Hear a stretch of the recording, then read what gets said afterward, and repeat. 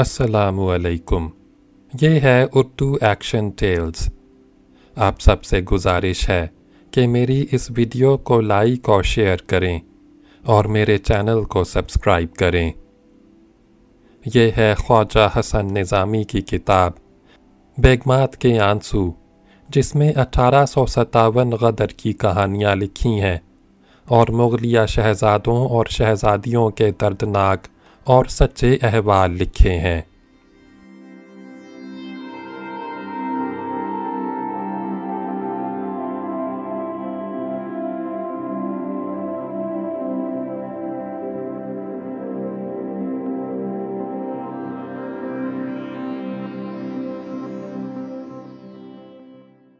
بہادر شاہ بادشاہ کی درویشی۔ دلی کے آخری بادشاہ ایک درویش صفت بادشاہ گزرے ہیں۔ ان کی فقیری کی سینکڑوں مثالیں دہلی اور اطراف ہند میں مشہور ہیں، اور دہلی میں تو ابھی سینکڑوں آدمی موجود ہیں جنہوں نے اس خرقہ پوش سلطان کو اپنی آنکھوں سے دیکھا اور کانوں سے ان کے درویشانہ کلام کو سنا۔ بہادر شاہ بڑے عابد بادشاہ تھے۔ ملک کے کاروبار تو سب انگریز کمپنی کے ہاتھ میں تھے، اس لیے بادشاہ کو سوائے یاد خدا اور صوفیانہ کلمہ کلام کے اور کچھ کام نہ کرنا پڑتا تھا۔ دربار آراستہ ہوتا تو اس میں بھی اقلیم باطن کے حکم میں احکام سنائے جاتے، اور شاعرانہ پیرایا میں تصوف کے حقائق و معارف کا چرچا رہتا۔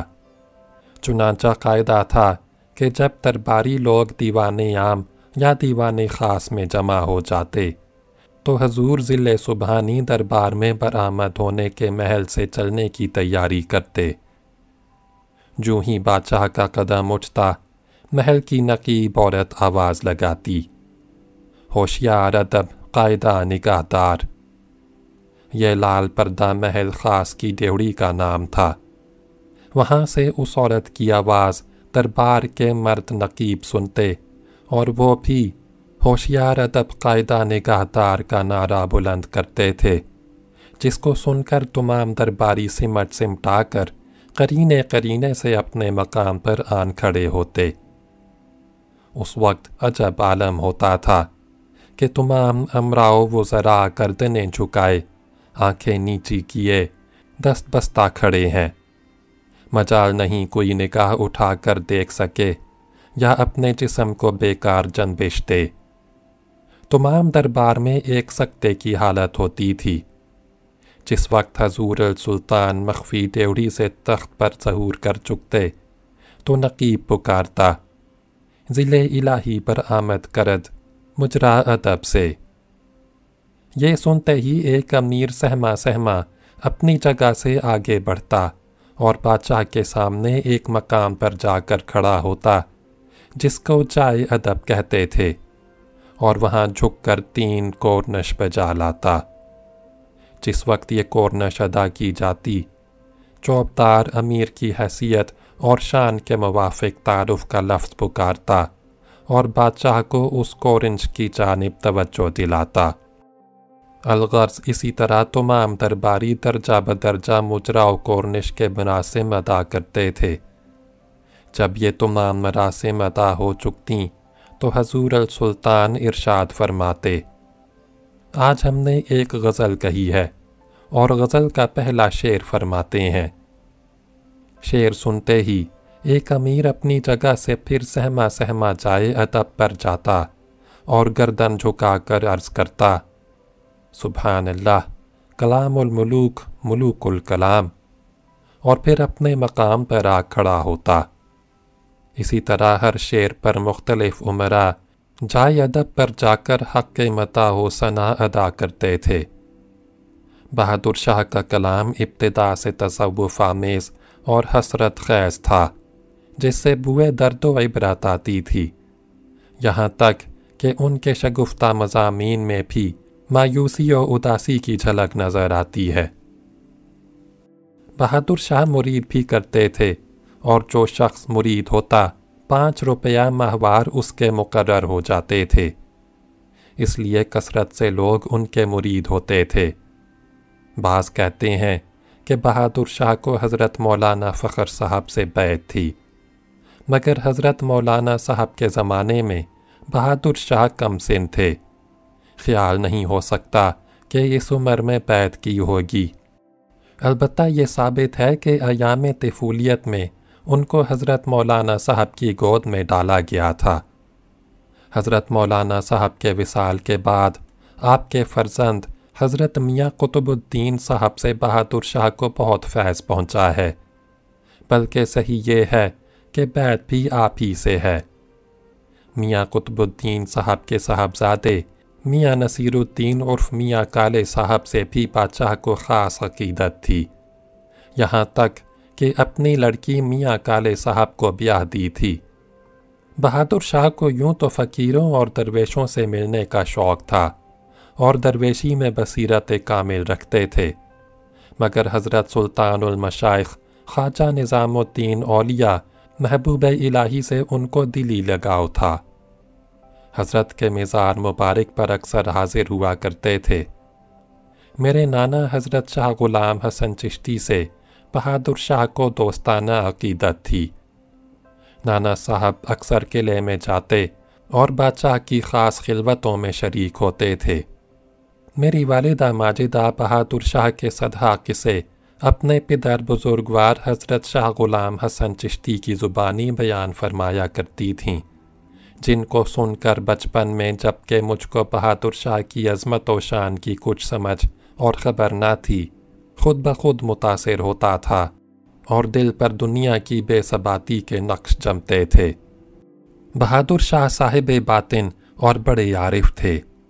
انہوں نے غدر سے پہلے تمام واقعات غدر کو مکاشفہ سے معلوم کر لیا تھا، مگر رضائے الہی پر شاکر تھے۔ چنانچہ جس زمانے میں حضرت شاہ اللہ بخش صاحب چشتی سلیمان تونسی پہلی مرتبہ دہلی تشریف لائے تو بہادر شاہ نے قلعے میں آپ کی دعوت کی۔ کھانے سے فارغ ہونے کے بعد تخلیہ کیا گیا اور بادشاہ نے حضرت صاحب تونسی سے اپنی سلطنت کی کمزوری کا غیبی سبب دریافت کیا۔ حضرت صاحب تونسی نے فرمایا کہ میرے خیال میں تمہارے بزرگوں سے کچھ خطائیں سرزد ہوئی ہیں، جن میں سب سے بڑی یہ ہے کہ عاشق و معشوق کے آگے حجاب ڈالا گیا، یعنی حضرت محبوب الہی اور حضرت امیر خسرو کے مزارات کے بیچ میں محمد شاہ بادشاہ کو دفن کیا گیا۔ حضرت محبوب الہی اور حضرت امیر خسرو کے مابین جو محبت تھی، اس کا تقاضا یہ تھا کہ ان دونوں حضرات کے مزارات کے درمیان کوئی حجاب نہ کیا جاتا، کیونکہ حضرت محبوب الہی فرمایا کرتے تھے کہ اگر شریعت کا قدم درمیان نہ ہوتا تو ہم اور خسرو ایک قبر میں رہتے۔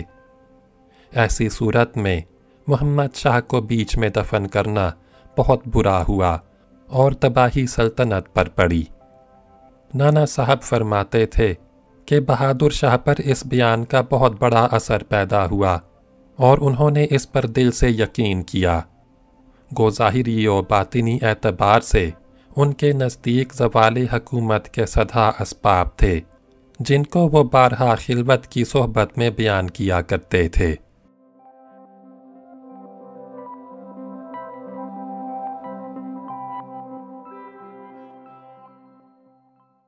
عرس کا جلوس۔ بہادر شاہ جب حضرت محبوب الہی کے عرس شریف میں حاضر ہوتے تو بڑی کیفیت رہتی تھی۔ جب تک بادشاہ نہ آ جاتے ختم رکا رہتا، جوں ہی ان کی سواری آتی غل مچ جاتا کہ بادشاہ آئے۔ خلقت کے ٹھٹ ہوتے تھے، مگر بادشاہ کے درگاہ میں داخل ہوتے ہی لوگ راستہ چھوڑ دیتے اور دروازے سے مزار مبارک تک ایک آدمی کے چلنے کے قابل راستہ بن جاتا تھا، جس میں سے گزر کر بادشاہ پہلے مزار مبارک پر حاضر ہوتے، اس کے بعد محفل میں آ جاتے۔ بادشاہ کے آتے ہی ختم شروع کر دیا جاتا اور ختم کے بعد قوالی شروع ہوتی۔ بادشاہ ایک غزل سنتے، اس کے بعد محفل سے چلے جاتے۔ محفل سے اٹھتے وقت ایک عجیب بہار ہوتی تھی کہ جوں ہی بادشاہ نے چلنے کا رخ کیا فوراً تمام میلہ کائی کی طرح سے پھٹ گیا اور دروازے تک راستہ بن گیا۔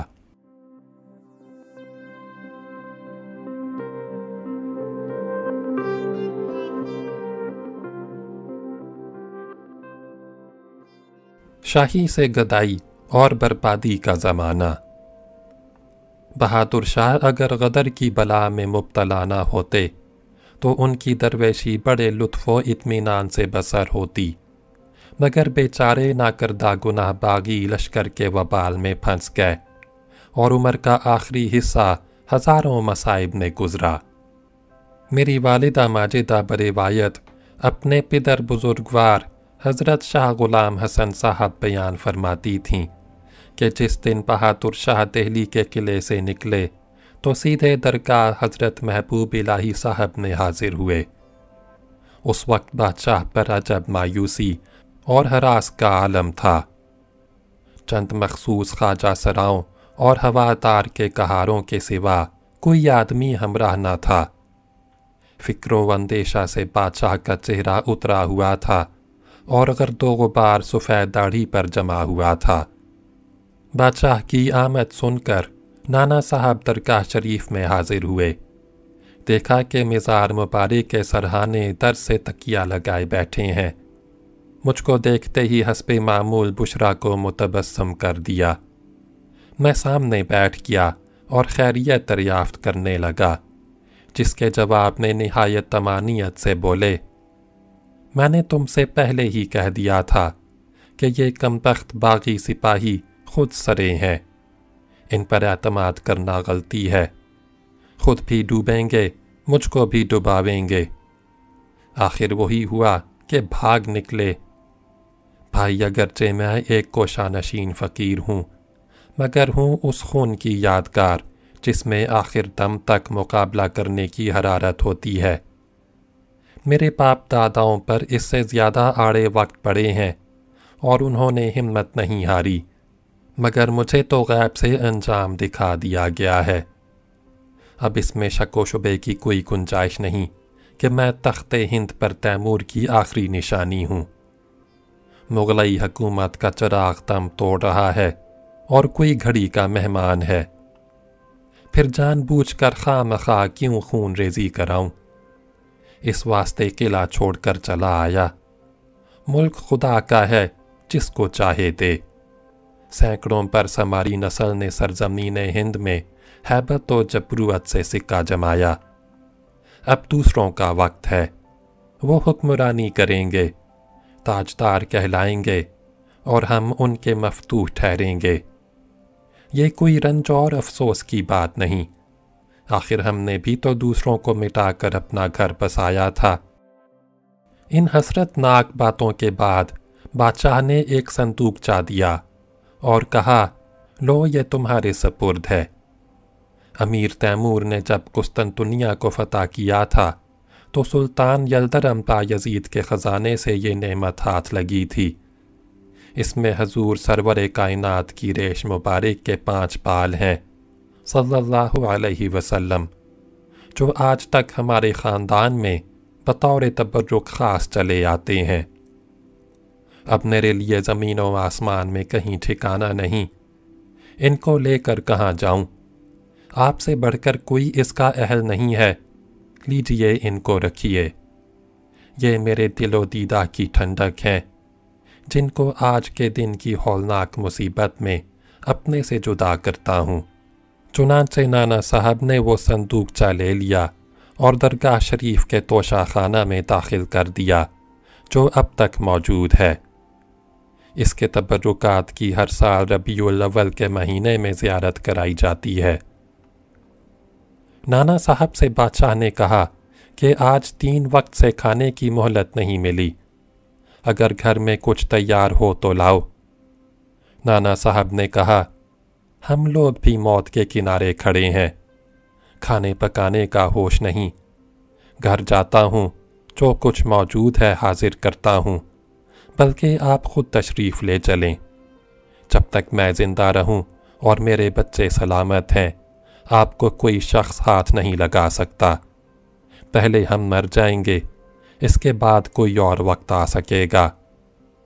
بادشاہ نے فرمایا، آپ کا احسان جو ایسا کہتے ہو، مگر اس بوڑھے جسم کی حفاظت کے لیے اپنے پیروں کی اولاد کو قتل گاہ میں بھیجنا مجھے کبھی گوارا نہ ہوگا۔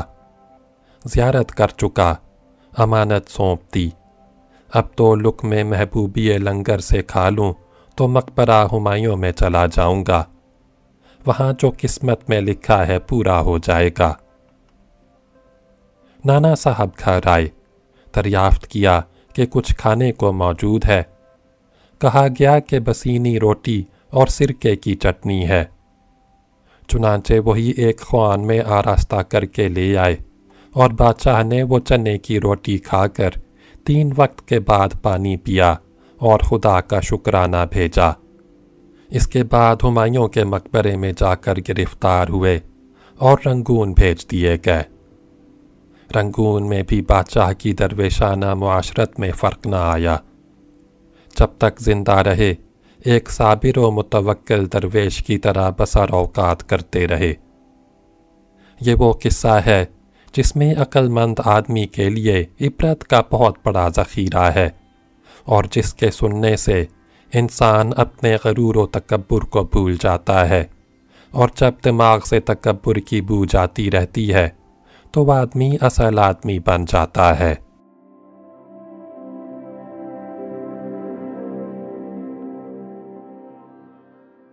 شہزادے کا بازار میں گھسٹنا اگلی ویڈیو میں سنیں۔